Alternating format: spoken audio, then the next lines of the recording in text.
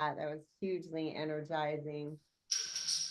We know you were moving the whole time with us, Dr. Sater. So thank you again for being here. If you're just joining us, we've got Dr. Sam Sater joining us this morning. Um, this week we've been talking about rest and trust, and that's how we heal.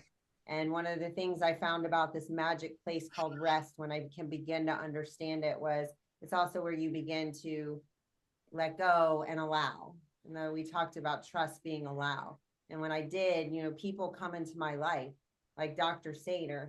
And I say that because I'm someone who had anger for years at the medical community. And the beauty of that is I'm sitting in the room with two amazing doctors right now who spent their time going to medical school to take care of us, but that's not the relationship I have with doctors. And so I really had a lot of anger and outrage towards the medical profession, like I did the church. And so I just think redemption is to be in this room with these two doctors. Dr. Sater, I don't know, you're joined today with amazing human beings. And I said, we're not all about the labels in here. We're about the consciousness, but Dr. Gold is joining us as well. She is a FIT15 member here. She's a holistic practitioner who will be teaching the FIT15s for me when I'm not available this month. So having said that, what's really cool is that we talk about in here rewiring our thoughts, right? And it's why I don't promote an outcome. There's no outcome in here. It's a practice. And I've always said that we're showing up, we're not working towards anything, but we shake up and show up and wake up and question things, and our beliefs are one of those things. And I said when I was at the Fearless and Free event, you don't have that. We all agreed we don't have the same beliefs today that we did maybe even yesterday, or 5 years ago, 10 years ago. His beliefs change. But Dr. Sater, you're here because you found that there are some beliefs called limited beliefs that will stay with us for a really long time and drive our ship. Is that correct? Yeah, so what I like to do, maybe if I have maybe some time, I'll walk you through a little bit of a story. Yes, we love stories, and you have 30 minutes. This is your floor, your room. We invite you just to be with us and enlighten us with what you have discovered. Yeah, so I wanted it to be more personal today. I wanted it to be more, from the heart to the heart. Yes. I did not prepare anything. I just said, let me just be out there and, and tell you my story and where did I go from 0 to 360 in this journey. Um, Thank you, Katrina. This is awesome. I mean, for me to have the vibe of this beautiful energy in the morning, that's actually amazing. um, I actually have been a doctor for 20 plus years, and I've been the overachiever. And just for you to put things in perspective, an overachiever is nothing but somebody who had a limiting belief and who has been proving himself for so long. And that being said, I went into burnout. So my story was a physician scientist who wanted to change how people are treated in a different way, how people are actually receiving better care. And I went from the NIH to Cleveland Clinic down in Florida. I partnered down with Cleveland Clinic, thinking that I will make a big difference for the community down in Florida. So I did partner with Cleveland Clinic, and I did partner with the NIH. I partnered with many institutions to bring the expert care down to the community. While I'm doing this, I did a lot of work. And while I'm doing a lot of work, that took me away from my family, from my kids. And at the end of the day, I built a huge program with 30 plus clinical trials. I built for a phase one program. People that know what clinical trials, and what a research program means, They know how much effort you have to put just to build a phase 1 program, et cetera, et cetera. And then I was all involved in the community, supporting different community members and community anyhow. So I put a lot of work, raised millions of dollars for the clinic, and I was growing so much.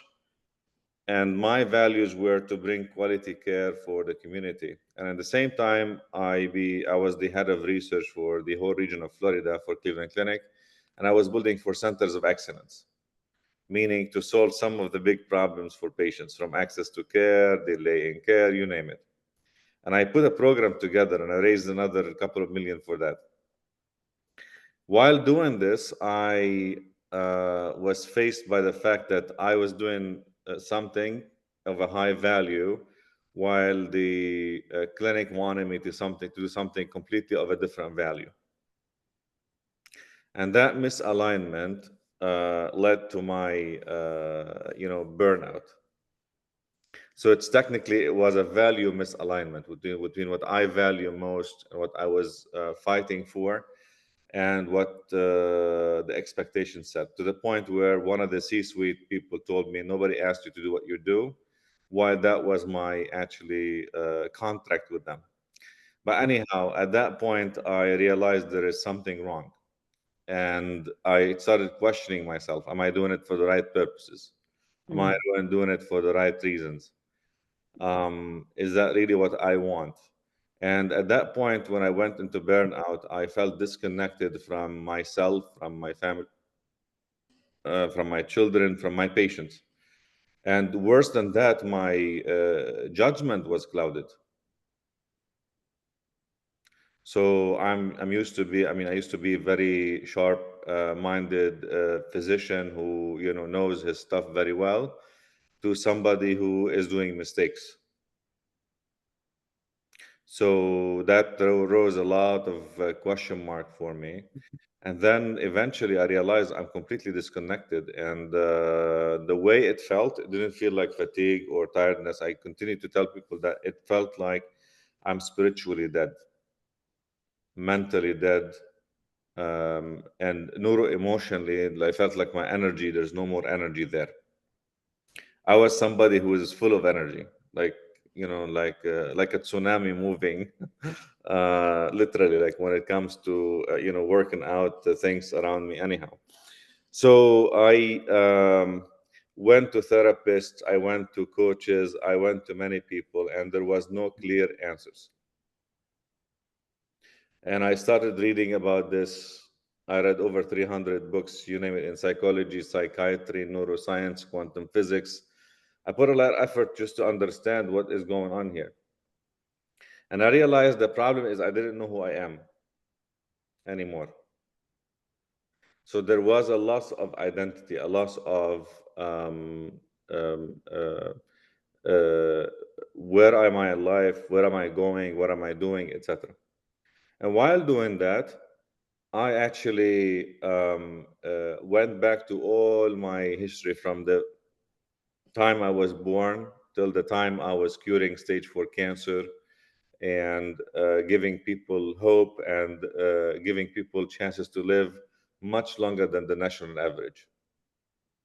I realized that I had a great journey as a cancer doctor, and I was helping a lot of patients. And wherever I went, I was loved by my patients, by my staff. And I knew that there is something, I was doing something different than anyone else. Not that I'm the smartest doctor in the room, not that I'm actually giving something, more than any other doctor, because I was good at what I do. So I did know basic science, I did know genomics, I did know, all the things that a deep dive doctor would do in terms of helping patients with cancer. Because with cancer, what we do is we do personalized treatments most of the time, or we try to do, or we aspire for that. And what it means is, for everyone, the treatment should be different. And that's what I believed in all along. Like me, I'm different from any other person. Katrina is different from any other person. Dr. Gold is different from any other person. I don't mean to pick. Just started this conversation this morning with saying kind of that, but I was saying we're the same, but we're different. We're the same because we're the same consciousness, but we're different human beings. Yes. Yeah, so there is a reason why I'm saying that, because and I'll get to that, because what that concept led to personalized mental health at the end of the day. So and I'll walk you through that, but the idea is that you are completely different from anyone else, by not by the consciousness. No, we are all human beings, we are the same creatures, we're all the outcome of a good creation, a great I creation. love that. But what is different between us is everyone is shaped in a different way. And the way I started to think about it, that as if you have a 3D construct of yourself, that's your identity. Let's say you're looking at it as a 3D print of yourself. And imagine that 3D construct is made of millions of LED lights. Mm, That's how I started to see it initially, because we are all made out of light. mm, And that light is given to us by God. He is the source of light. And why light? Because light is the ultimate source of energy that I know of, and has the speedest, like they have the speed, we talk about the speed of light, because we do function at a higher speed. Our intuition is so speedy, our like insights are so speedy. So light makes sense to me as a source of energy. And then, if you know anything about Einstein, and I'm trying to dig deep into science here, but I'm trying to give you the picture.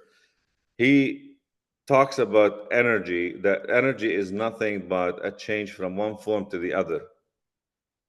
And if anything, we have one common source of energy, which is God. And then from there, we came and other creatures came, etc. But our energy, in my own construct that I was trying to, use to understand a human being and understand where I come from and what I am made of, I understood that basically we are sources of light. And I'm giving you a picture, more of an analogy, so that you can picture with me what I'm talking about. So imagine you are that 3D structure made of all those millions of LED lights. And each LED is technically a unit of belief. So your belief is nothing but light. mhm. And if you want to imagine it as an energy is a transformation of a state from a state A to a state B. For example, when they discovered the light and the electricity, what they did is they changed the electrons from one phase to the other. They put it in a lamp, so they gave it boundaries for it to shine like what we have now as light. So the change of state of the electron from one state to the other, that change of state gave an energy that is the energy of light, which is the electricity that we see. This is how, Edison, was able to discover light, which is basically a state of change. So I mean it when I'm saying that, which is a state of change, which leads to another form of energy. So for me, in my construct of understanding the belief, and I drifted a little bit here when I was talking about my burnout, and I realized my burnout was nothing but a limiting belief, and I'll get back to that in a second, and a change and this misalignment with my values, because our values are nothing but a collection of beliefs or a construct of a belief.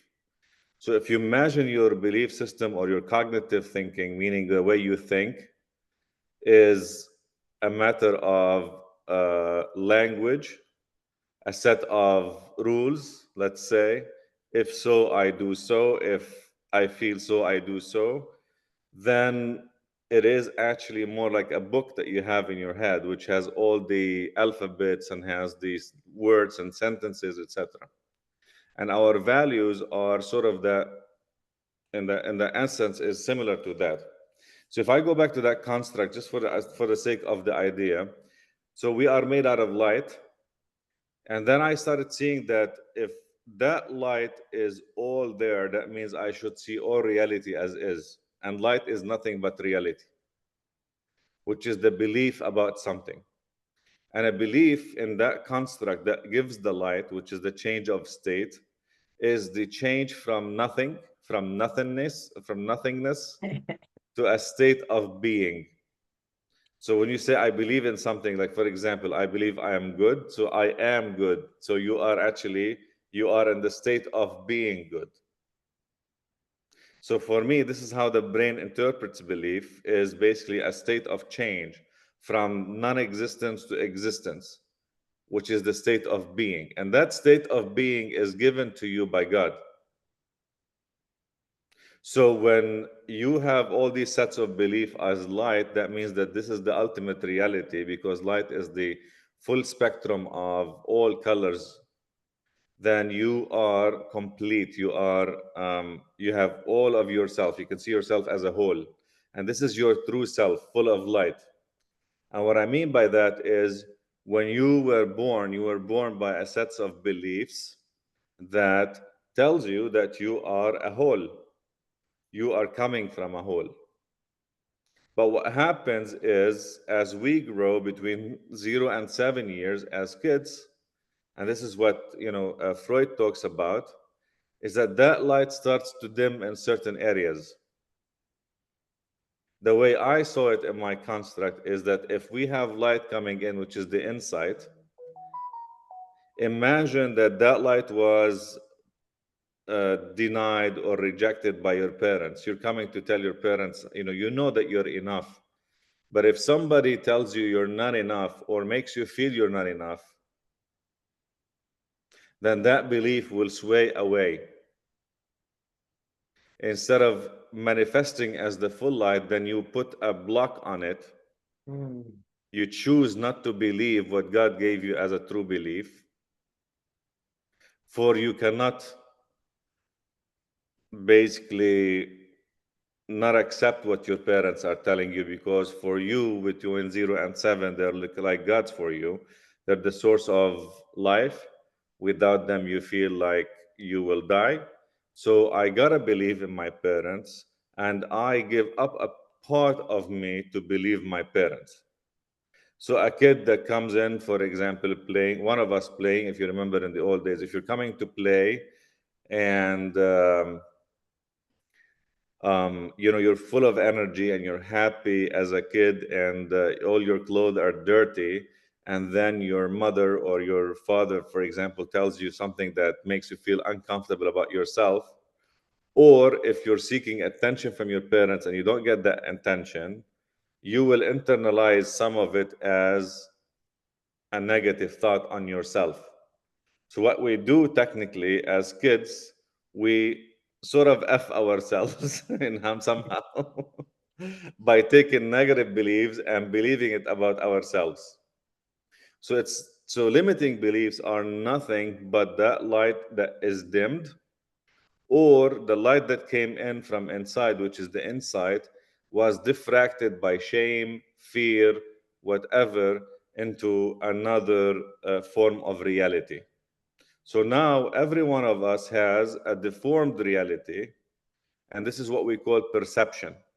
So if you look at that 3D structure that you have full with light, so it's still full of light, but in certain areas of that 3D structure, you either dimmed completely that light in certain areas of your life. For example, I'm not enough. It is shameful to do so, and so, etc., etc. I'm not enough, for example, is more like dimming of the light. But if you feel shame or any other negative feelings, it's more like a diffraction of the light. So when meaning you see a different perception of yourself, like if you do something and you think that it's actually shameful, although it is not shameful, then you have a diffraction of the light. Now, guess what? It happens that the difference in light gives you different amounts of feelings or different feelings. And what I mean by that is belief as an energy. If you see the picture I'm drawing for you, it's a state of change from nothing to being. And the state of being, which is given to us by God, is full light.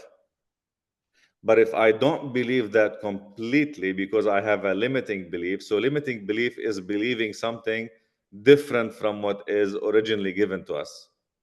So that's a change from the origin. All right. Then you have different feelings about it because you have now a different meaning. For example, for a doctor, I'll give you an example. If a doctor believes, for example, that he has, if he takes care of himself, that's selfish. He will never take care of himself. He will never take a break when he's seeing his patients, and he will continue to work till he burns out. But if that same doctor believed that if I take care of myself for the sake of my patients, then he will take more care of himself or herself for the sake of his patients. It's the meaning that we give for that belief that makes a completely different outcome. So that being said, I started realizing that I had tons of limiting beliefs because of my traumas as a kid. And I started realizing that childhood traumas are nothing but limiting beliefs. And what I mean by that is that you have a set of beliefs that drain that energy that you had been given by God. Mm-hmm. So if we accept, I'm talking about like now more scientific and not completely scientific. I'm trying to make like a picture here. If the right belief give you full energy, then the limiting belief will take away that energy. And then your ego, which is given to you by God as a function, is trying to catch you up to where you are in your true belief. What happens, it's always trying to show you who you are. So the limiting belief is something what is false self, if it makes sense, because now you believe less of yourself. So that 3D structure is not complete anymore. So we become looking at ourselves in an incomplete way. So if you try to, as a matter of fact, try to, to try to be yourself at any point, and you have a false belief of yourself, you're always going to be in agony. And Conflict. that ability to get back to your true self is what the ego is trying to tell you or trying to do, which is, so if you read about ego is the ability to detect reality, to show you what is real and what is not real. That's the ego function. And reality in life is what God gave you, which is the true self. While the false beliefs or the limiting beliefs or the blind spots, etc., they're not your true self. And if you carry a lot of them, your body or your mind, actually, which is the ego, is trying to align you with your true self, but it cannot, because you are still sabotaged by all these limiting beliefs. So you're in constant agony between finding your true self and living up to your false self. And to make it more simple, a false self is basically what your parents told you you are, or somebody else told you you are, but you internalized it and you thought, this is who I am. So if your parents told you you're the smartest kid in the room, you're going to be always thinking that you are the smartest kid in the room. But think what happens when you find other kids in the room that are smarter than you. That's gonna be that's gonna be a lot of stress on on the kid, for example. Or if you are told that you're not enough and you know that you're actually enough, and you find reasons for you to be enough, so you're gonna be in constant agony. So what I'm trying to tell you that the change in from your true self will take away so much from your energy, and it's like somebody pulling parts of you from manifesting your true self. And when this happens, that pull of the string is what sometimes pushes people to be overachievers, overdoers, etc., etc. When you have a gap between false self and true self, your brain cannot sit with it. It has to escape to another, it has to make an escape to avoid that pain that comes from the dissonance. It's called cognitive dissonance. I mean, the scientific term for it is cognitive dissonance, but your brain is trying to fill the gap. So, for example, if somebody like a kid was rejected by his father, and it happens, and I see it a lot of time, then the kid, for finding himself, might go and find himself in addiction, might find himself in self-sabotage, might find himself in other forms of medical illnesses or mental illnesses. And he might accept that, as a fact, that this is who I am. Many people are told that they're stupid, for example, and they believe they are, and they live all their life thinking they are. And this is like a death sentence, or this is a label. And this is why I hate so much labels. When people are labeled by certain labels, that's the persona, that's the label, then they lived all their lives thinking that this is who they are. Mm-hmm. Okay. So going back to the story of the, how much I have time? Well, listen, this is a campfire, right? So you're telling your story deep in. I've taken amazing notes. What if we took a pause for a second? Is there anybody here who wants to ask a question, share a thought? Can we get into is that okay with you, Dr. Sainer? Yes, of course. I'm And very. hey, thank you. I have 2 pages full of notes, and I have spent how many hours on a phone with you? Like lots. You're probably the one I talk to the most in depth. But who here wants to ask a question, share a thought, and get This naked? is amazing. What I'm hearing is amazing. Yeah. I will, if you have a book, I would like to read it. And thank you so much for taking this time to share with us, because it changed the way you see life. It's incredible. So thank you. That's what I wanted to say. Thank you.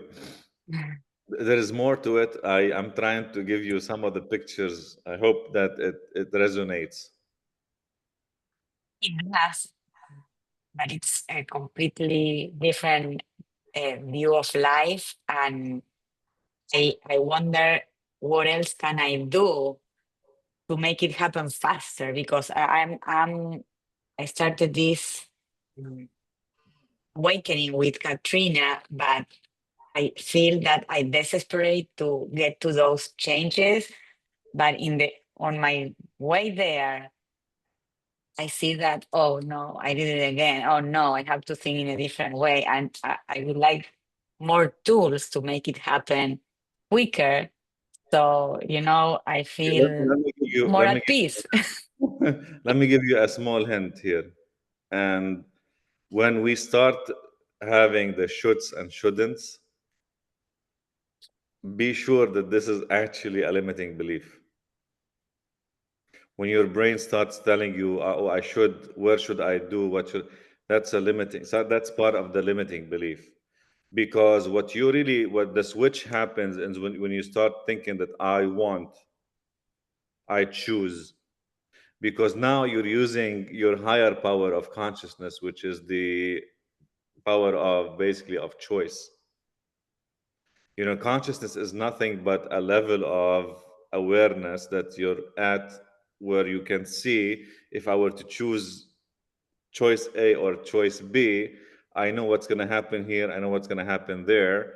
Then I have the ability to choose for myself this or that. What we suffer from always is we don't know what I want to choose for myself to make a difference and make a change in my life, where I stop thinking about I should or shouldn't. You know what I mean? Because now I have you have a picture of in your head about yourself, which is limited by your limiting beliefs. I'm not talking about you personally, I'm talking in general. And then you want to be at a better place, because we are creatures of evolution. We want always, if you ask anyone, no matter who he is or she is, do you want to be better or be less? It's always going to be, I want to be better, I want to improve. Now, to improve, first you have to accept that you're not perfect.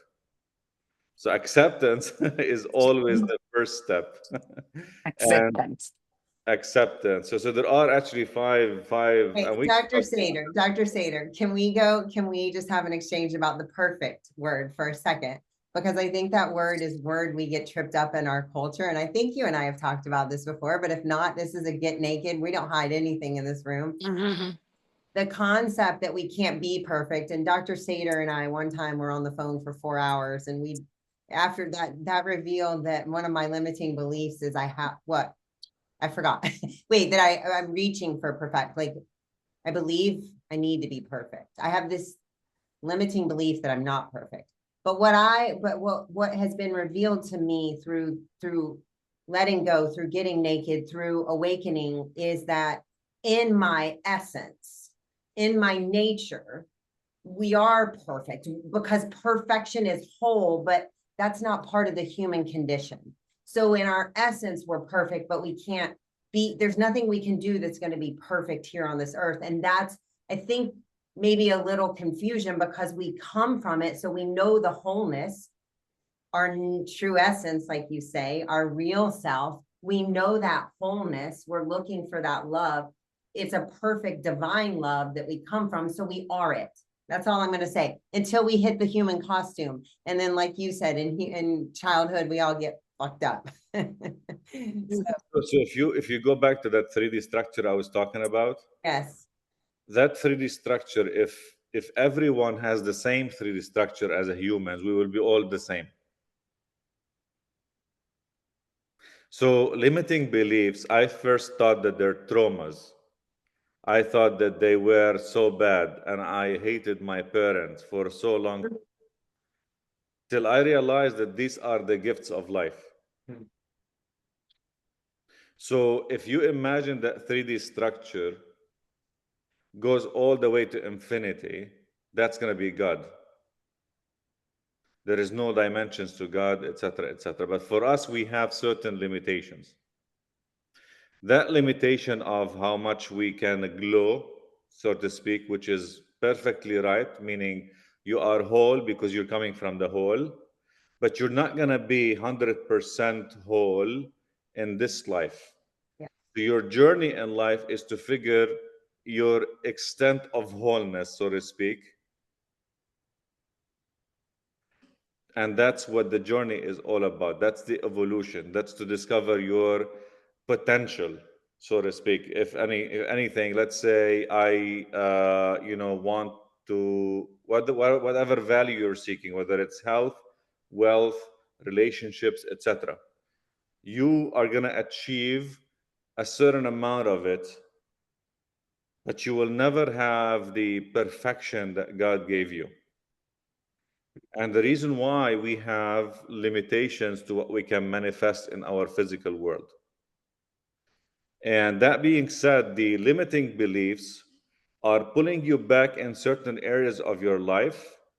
But then your journey in life is to discover those limiting beliefs and release them, and then manifest yourself in those areas of imperfection or in deficiencies, so that you can extend that 3D structure to how much you want. And this is actually your your journey in life.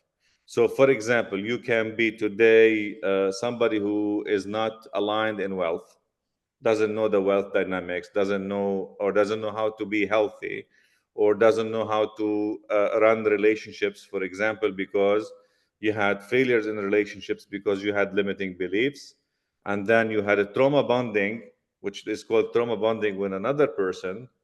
But then your journey is to discover, why am I actually going through the same experiences in life? So you know people that have gone through relationships one after another, same failures, same failures, same failures. Is the reason is behind that is life is bringing you experiences to bring it out to light for you, so that you can see your limiting beliefs, unleash those limiting beliefs, and then grow from there into better relationships, because those limiting beliefs are what put you in the first place in wrong situations, like wrong relationships, or in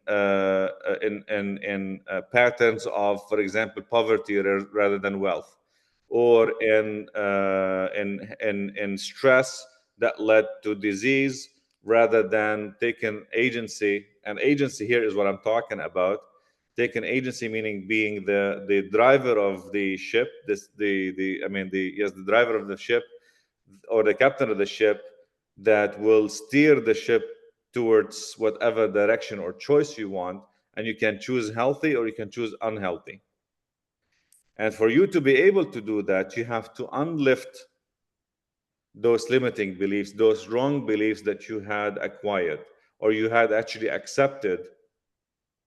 And the way you accepted them, what I'm saying is, you internalized those limiting beliefs because you had to give up a part of you to your parents, because you had to believe them, else or else you would be, like in constant agony, always fighting with your parents.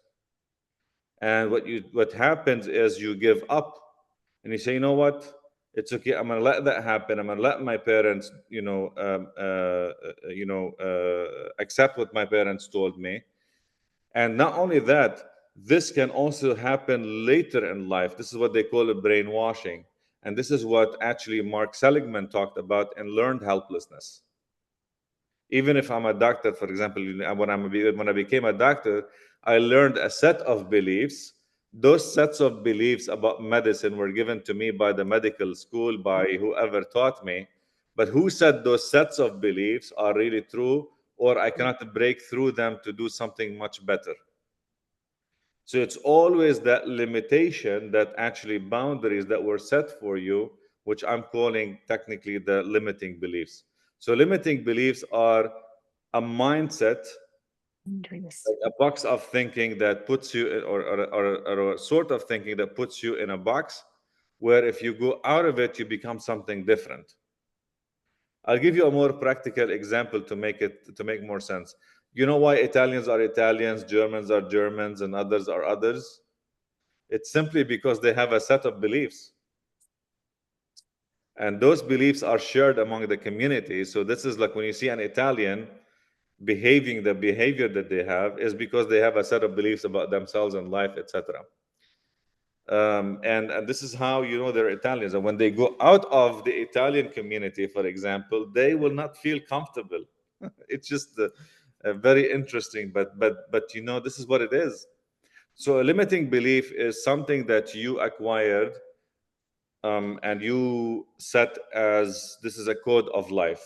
So speaking of a code, this is where I became to the point where I created science of belief. So for me, I conceptualized this, and I'll walk you through a little bit of science here. I conceptualized that if we are all different and all these limiting beliefs are there to help us define us differently, because like every one of us has their own limiting beliefs or a set of limiting beliefs. So imagine that 3D structure is our identity, and we have technically and differences in each of the areas of our life, meaning what we think about ourselves.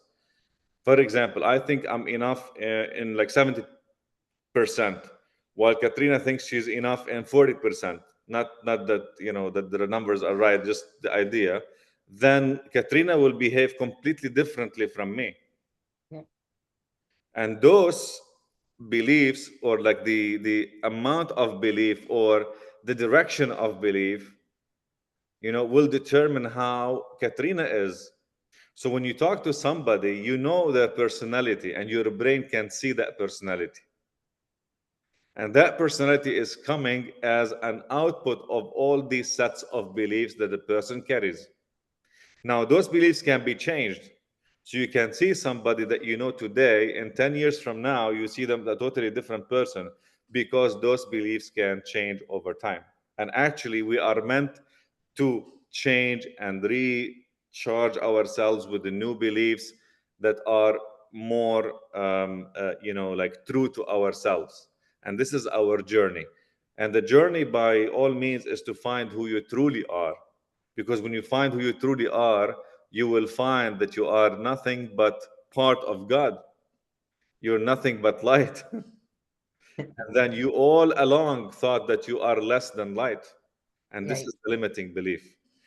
um, if I may dig a little bit deeper here, I believe we have two entities. We have true self, which is given to us by God, and this actually will not go away. And we have another entity, which is false self.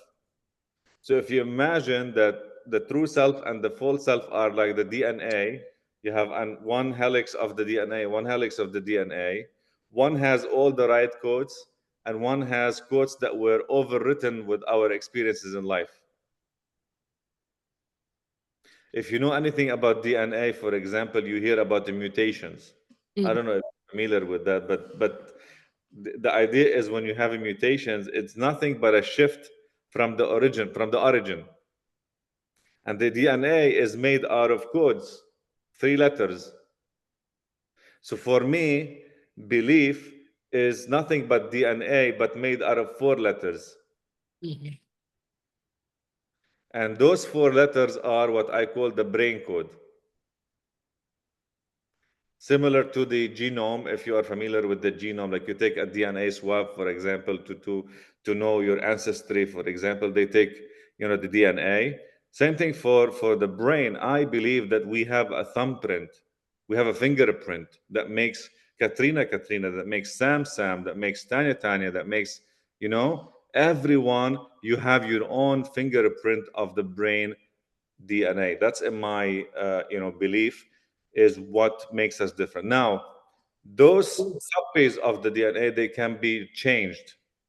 Just like you get mutations in your DNA and your body repair them. Otherwise, we'll end up all with cancer.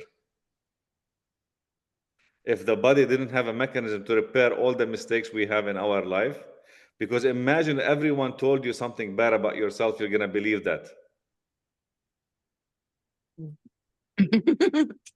And our life will be a huge mess.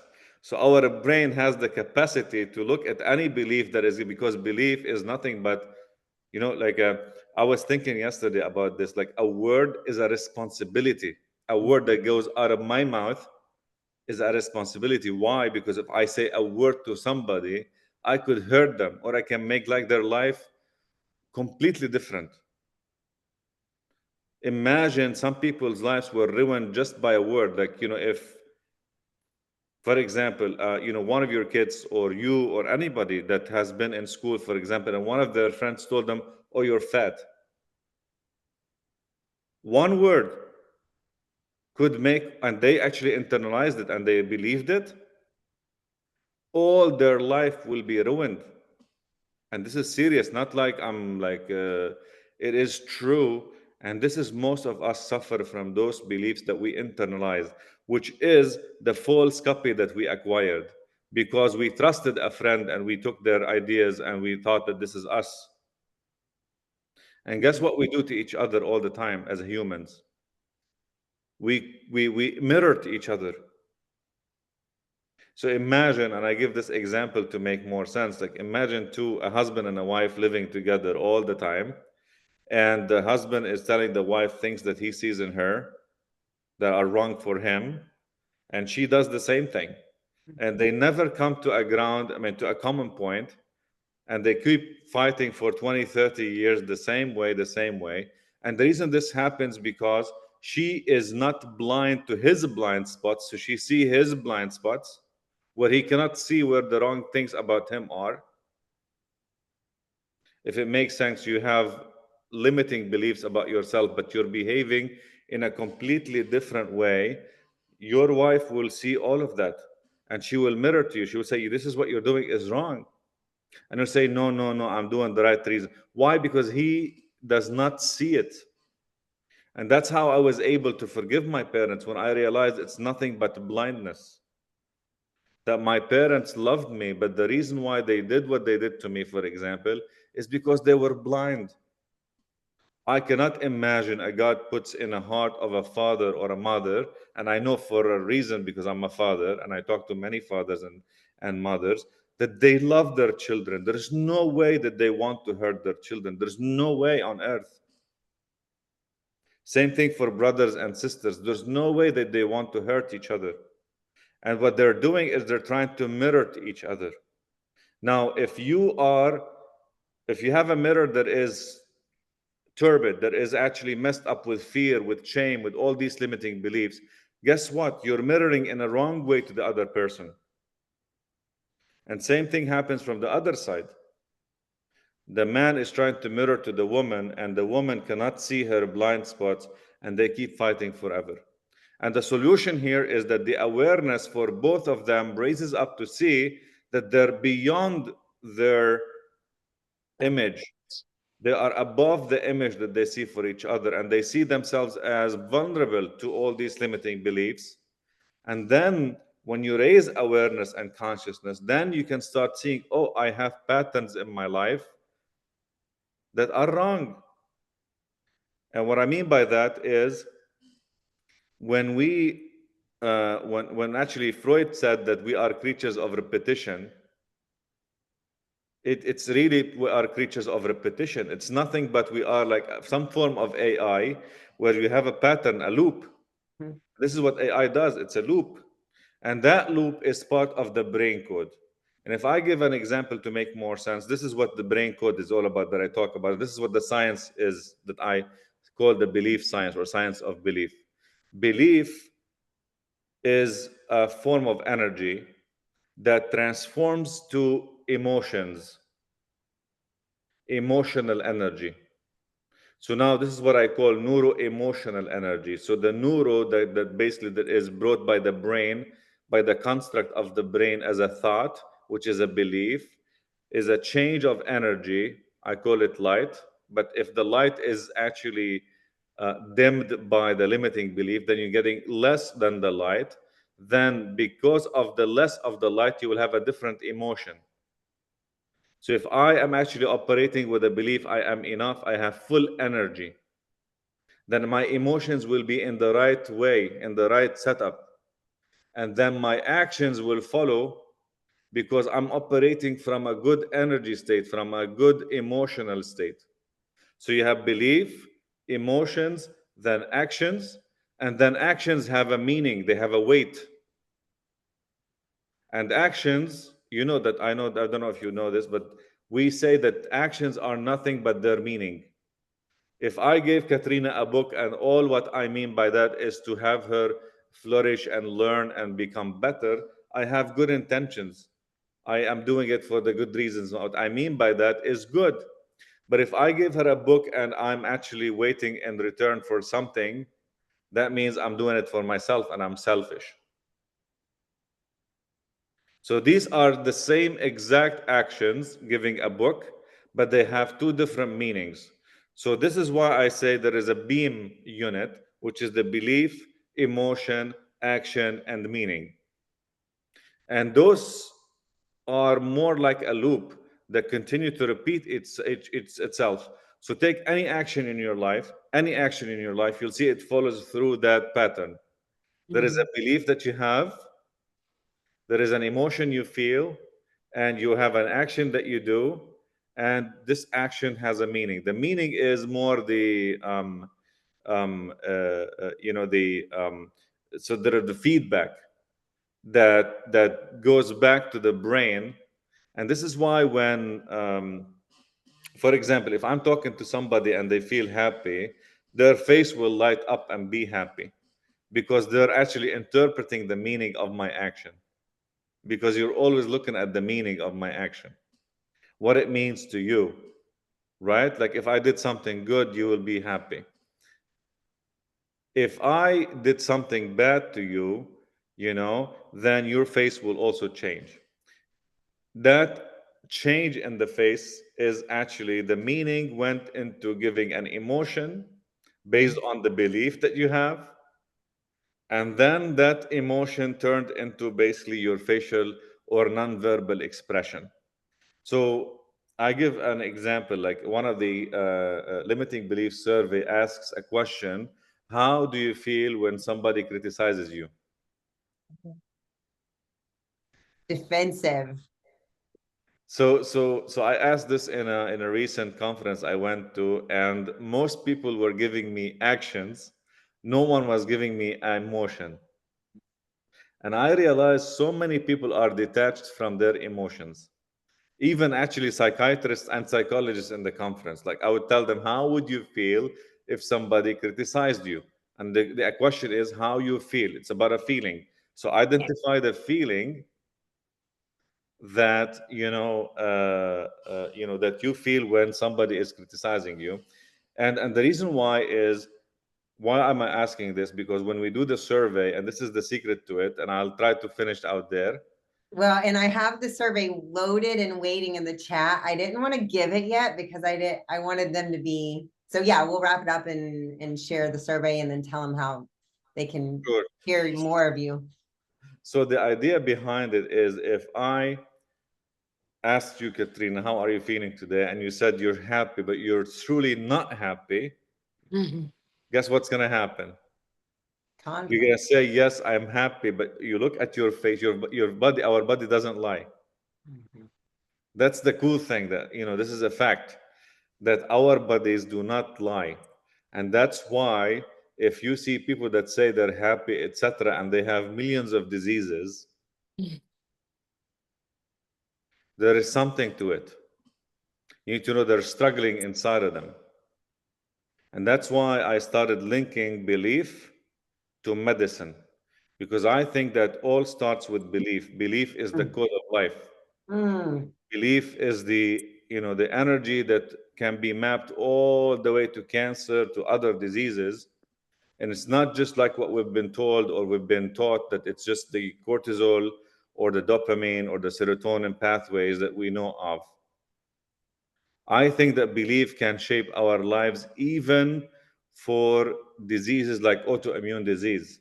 And the reason why is that belief can actually determine the biology of our body. If I'm a happy person, like, I have no issues with limiting belief. Because why?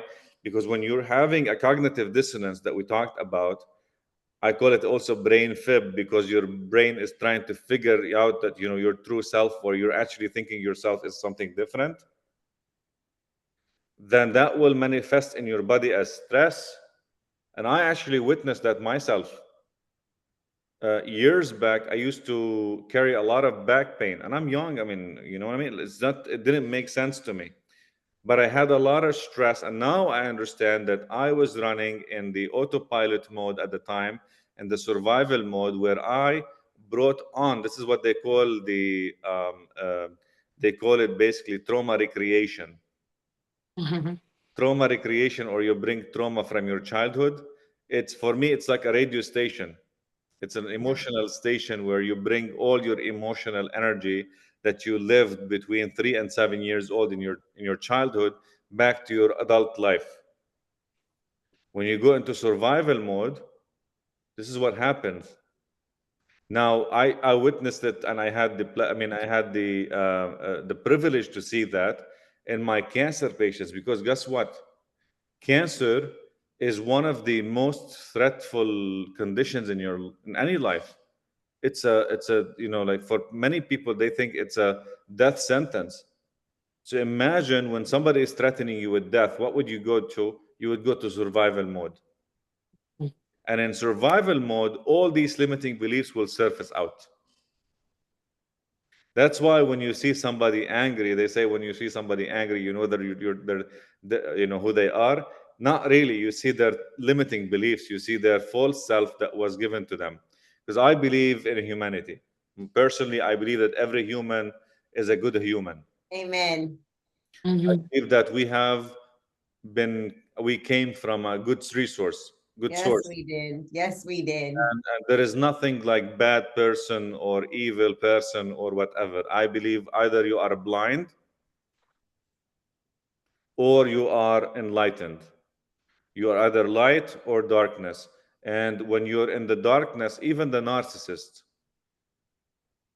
So in that construct of light, to make it complete here, the picture for you, that construct of light, I see it like a beam of light coming, and there is a prism that is clouded by fear, shame, all our limiting beliefs. If there are no limiting beliefs, the light will go straight, and it will go hit the mirror and come back to you as a complete image of yourself. You are whole, you are coming from God, you have no problems. But when you have a limiting belief in that prism, what happens is that the light gets diffracted. So you see part of who you are and not who you are completely.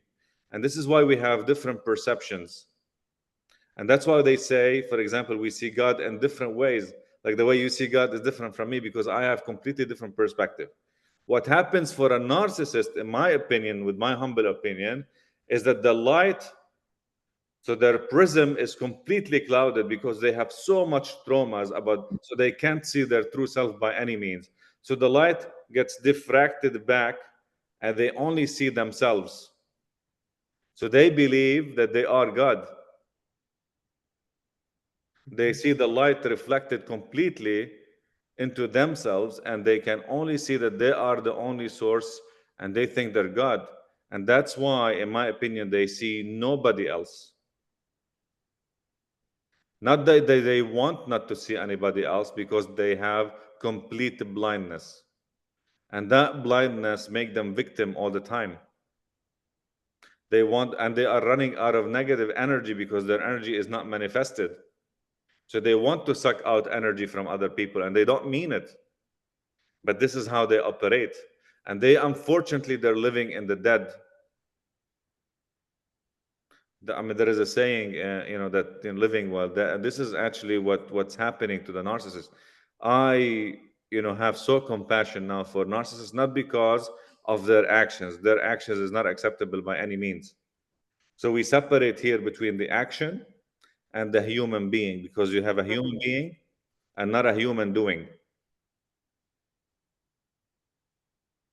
And guess what? When you have a gap in your life, many people try to fill that gap by labeling themselves as a human doing. So you become your work, you become your addiction, you become for kids, for example, if you have kids and you see that if you take, many people talk to me and say, listen, when I take the game from my son or my daughter, they become agitated. I say, you know why? Because they see themselves as the game. They have a gap, they were rejected or whatever, and they attached their identity to something like the game. And so when you take the game away from them, they're going to feel less, they're going to feel confused, they're going to feel lost, and that cognitive dissonance will be uncomfortable. So they'll start saying, I'm actually bored, I don't feel well. They'll start be agitated, they'll start sucking your energy away, they want more attention. And this is what happens, unfortunately, with our kids, and now with all the social media and the electronics, etc. So Dr. Sater, our time has come to a space where I want to acknowledge everyone else's time. Some might go to work. Sure. So I want to listen to you, and I know I'm not going to speak for the community. But Dr. Gold, there's a way to work. Dr. Sater, there's a way to work with you, because you've developed. We didn't even share really. I mean, the level of compassion, the level of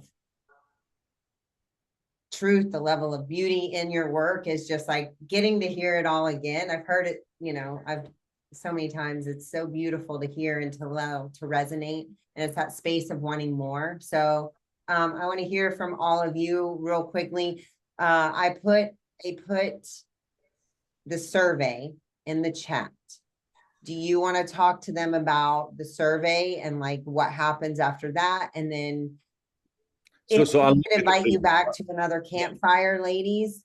Yeah, so I'll make it a brief. So what I was trying to tell you is that we all have some form of limiting beliefs. And the early thing to change, because I had a question, how do I change? The first thing you want actually to change is to see that there is something there. If I have diabetes and I can't check my sugar, I mean, I can't tell that I have diabetes. If I have a limiting belief and I don't know what limiting belief I have, I don't know what to work on. And the idea before what I said is that when you go to a psychiatrist or a psychologist and they tell you you have depression or anxiety, for me, it means nothing. Anxiety and depression is nothing but a symptom. What truly is happening is that you have a cognitive dissonance. What that means is that you have a disconnect between your true self and your false self. And to know that, you need to know what limiting beliefs is driving your life. So the first step is awareness.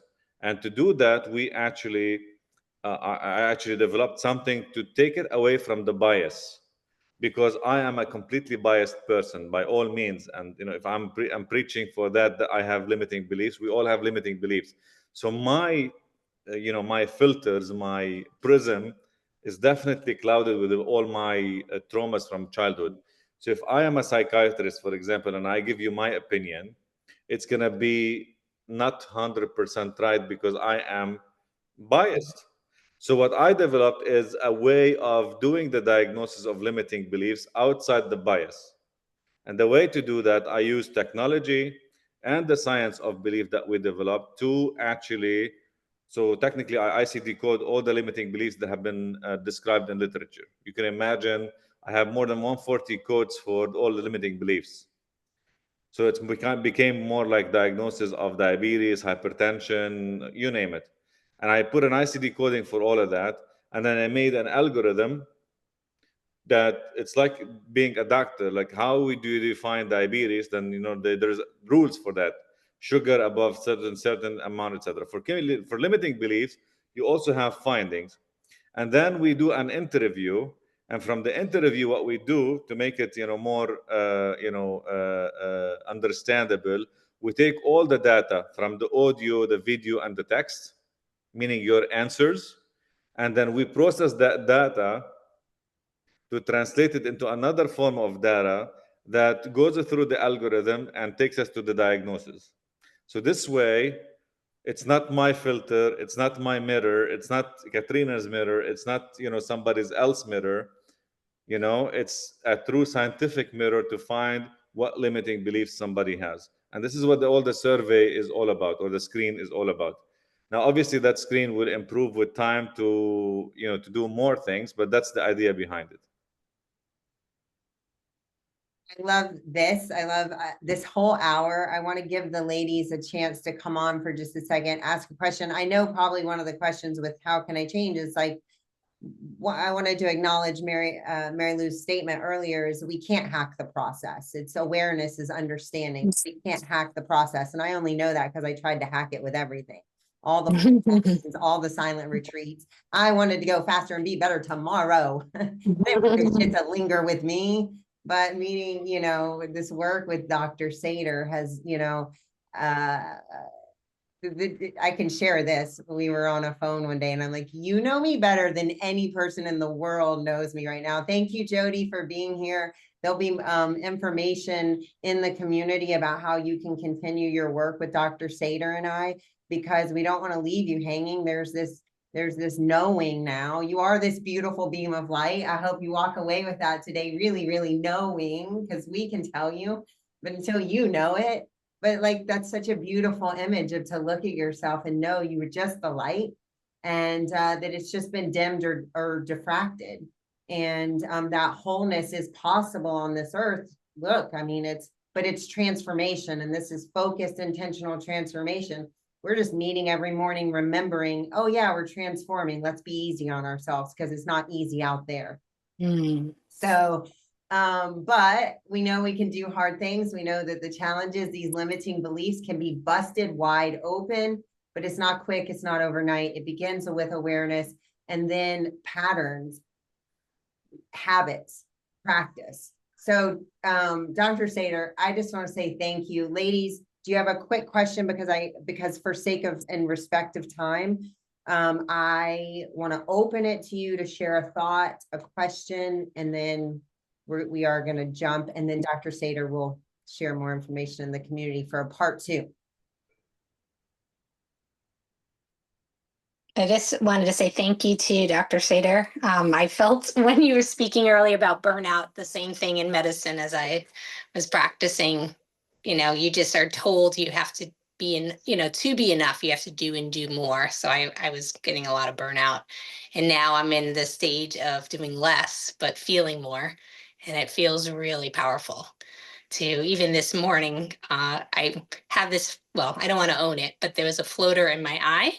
And my doctors have told me you'll always have it. And I did Joe Dispenza and it went away. And then this morning I saw it, but I was like, this is not part of me anymore. And it was the craziest. Once I really believed it's not part of me, I didn't see the floater anymore. And it was like in seconds. And I was like, this is so crazy. So I just wanted to share that. Thank you. I love that. But no, there are ways to improve things. and we're bringing actually new technologies to help people, with raising awareness to also do alignments. Mhm. To the point that Katrina brought earlier, the beam of light. Remember that word, beam of light. Beam, B, belief, E, emotion, A, action, and meaning. So when you go into any pattern in your life and you think you want to change it, put it in that construct. Okay. What action did I do? What emotion did I feel when I did that action? And what meaning I was given into it? And what could be the belief behind it? And when you see it, because awareness starts with seeing, and Yes. when you see it, that's actually the first beam of light. That's why we say beam, and I specifically put it that way because alignment starts with realizing what's wrong. Mhm.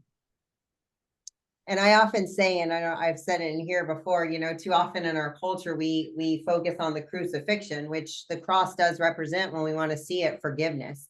And so if we can remember to see it in that lens, this is about forgiveness, not condemnation and betrayal. It's the way in which we're looking at it that will then just detect our behavior or drive our behaviors. But we go from the crucifixion to the resurrection, there's the alignment.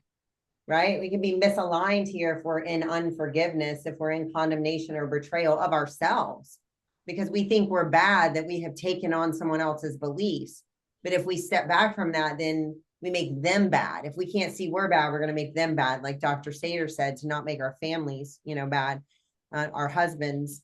So, But Katrina, one thing really quick, I yes, think limiting beliefs are thought by our brain as betrayal. yeah, sure. Unfortunately, because you're giving parts of yourself to your parents or to the authority or to whoever, then you're betraying technically yourself. And this is where shame comes in. This Yes, is where, like fear and all these negative feelings come in because you're technically giving a part of you to somebody else. You're giving away your very true belief about yourself and replacing it with another belief. And for you to do that, it's a form of betrayal. You're giving up on yourself. of course. And then when they do something that we don't trust, they break our trust. Now they've betrayed us. That used to be my story for years. My dad betrayed me. How can I love my dad? Well, that was human love. Hmm. So that was human love because there's no trust. So that's why we talk in here about where trust is. It's in the original source, that beam of light. So Dr. Sater, thank you. I thank you. This is great. Thank you. Most appreciated, doctors. Amen. It's beautiful. It is awe-inspiring. And I'm really proud of the women in this room because this is indicative of who is showing up to wake up to say, I know there's more here, but not the more I have to go do, the more in the being to remember the light. And as we do that, we share that light with the world. And so it's not just our work, it's our work. So And one last thing, and I really want to, if you take this to anyone that heard this or want to hear that, for all of those things that we're talking about alignment and all these things that we need to do, there is a strategy to do them. yes, Many times, people tell you that, oh, you have a limiting belief. And then you come to yourself, oh, okay, and I have a limiting belief. What do I do with it? And then I have to figure it out, and I can't figure it out. And that actually brings agony and brings pain because you have to learn the strategy. Even for me, I thought that I actually accepted and I actually forgave my parents, but then I realized I did not because I did not do the right strategy. So, for any of those things that we're talking about, from changing beliefs, you need a strategy. And that strategy requires elements like trust. You have to trust yourself, you need connection, and you need to do it through somebody else or with somebody else or in what I call a scientific incubator. And what that means is basically you need the elements that are needed from connection and even to accept. There is a strategy to do that because if you don't see it, you cannot accept it. Like if I tell myself I'm enough and I don't see it, I don't see where things are wrong, You know, I can tell myself I'm enough all day long, but there is a code in myself that I haven't changed in the right way. I will always feel I'm not enough. So I want to say something there. There's something that used to perturb me that I would judge in the world, and I had to mirror it back that I was still judging, was people who would sell manifestation classes to people who were desperate to be not poor, instead of understanding, like telling them to recite, I am prosperous, or the I ams, and then they give up because they don't, that's a conflicting thought. They're saying I am prosperous, but they're not really opening to believe that the thing that was keeping them from the prosperity is the belief that I'm not worthy of receiving wealth, and that I have to break down what I believed about wealth, that it belonged to other people. So the string is long, and to your point, that is why the strategy, it's so confusing sometimes in the world. There's so much offered, supplements, silence, plant medicine, none of it's wrong. None of it's wrong, but it will keep you confused and in agony. And what Dr. Sater's whole point is we can look at those limiting beliefs as a diagnosis.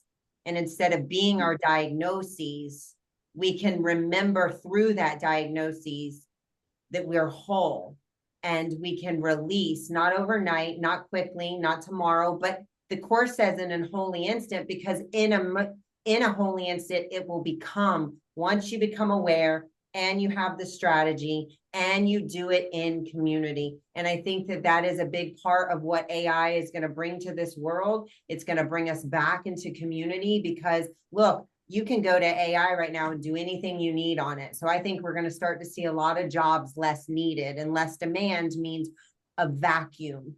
A vacuum. Nature abhors a vacuum. It will be filled with the communities, the tribals, the conversations, the campfires. At least that's my dream and hope. And Dr. Sater's not pushing, he's bringing this movement lovingly into the world. And you're tell me if I'm speaking on this incorrectly, your heart and passion is burnt out doctors, but you're here with us because your heart and passion is humanity and helping people stop suffering because of what we're believing. And you've developed a beautiful way to do this. You're right, Katharina. So my whole goal is to take away mental health from a stigma, or like brush it off, to take it like any other diagnosis. So when you have a limiting belief, you do have a challenge. Like when you have diabetes, nobody will come and tell you, oh, you have diabetes, and be like looking at you in a negative way. But while like you have, for example, anxiety or depression, or you're struggling from PTSD, etc., some might look at you in a completely different way. So taking that away from the labeling, from the stigma, and I'll give you a completely practical example. I was on the stage the other day.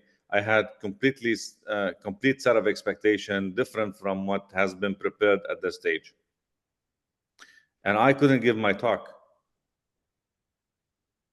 Literally, I couldn't give my talk because they told me I'm giving a talk for 40,000 people. I went there, it was a production studio. So my perfectionist mind, stumbled. And I stopped for a moment. I was completely fine, because I knew that I had that limiting belief, which is perfectionism. And I stopped there for a minute, and I took a deep breath, and I knew that it was my limiting belief acting up on me. It's like your sugar being up. Your limiting beliefs can actually act up on you.